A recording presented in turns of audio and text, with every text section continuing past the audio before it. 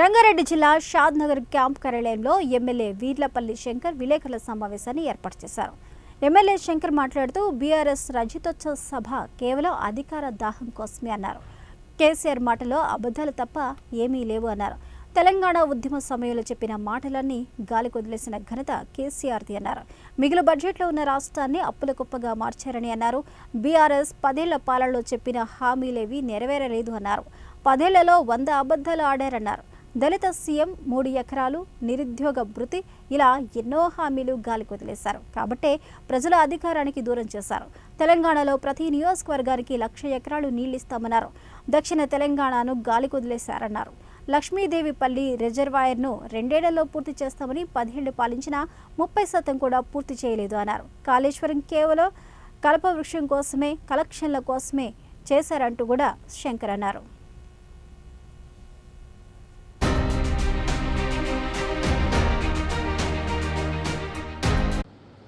ఇలా ఎక్కడ పోయారు మీ బంధువులు, మీరంతా ఎక్కడ పోయారు? ఇవాళ వైఫల్యం చెందింది ధరణి కాదా? మీరు ధరణి 10 ఏళ్ళు ఎవరినన్నా ఒక్క ఇల్లులకు పోయి సంసారం చేసి ఇలా మంచుకున్నామయ్యా. కేసీఆర్ చెప్పిన మాట చాలా బాగుంది. తెలంగాణకు జాతిపిత అని ఎవరంటారు? ఎలా మన భారతదేశానికి స్వాతంత్రం తెచ్చిపెట్టిన జాతిపిత మహాత్మా గాంధీ అంటారు. మహాత్మా గాంధీ కుటుంబం ఏ ఆశించలేకుండా ఉన్నది కాబట్టే జాతిపిత అయిపోయింది ఈ దేశానికి. ఇలా తెలంగాణ జాతిపిత ఇవాళ జయశంకర్ అంటే నమ్ముతారు. ఇవాళ జాతిపిత అంటే జయశంకర్ అంటారు. నువ్వు పచ్చి తాగుబోతాడవు, నిన్ను జాతిపిత అనాలా? మేము ఈ రాష్ట్రాన్ని దాచుకొని నీ కుటుంబ పాలన చేస్తుంటే నిన్ను మేము జాతిపిత అనాలా? పచ్చి తాగుబోతాడవు, నిన్ను జాతిపిత అంటామా మేము? ఇవాళ ప్రతిపక్ష నేతగా ఉండి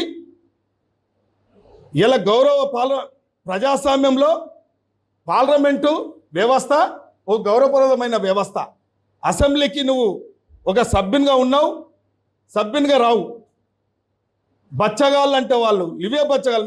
మా ముఖ్యమంత్రి అంటేనే ఉన్నాడు, ఈ బచ్చగాళ్ళతో నాకేం పనిరా నాయన, నువ్వు వస్తే నీతో మాట్లాడతా అని చెప్పడం జరుగుతావు.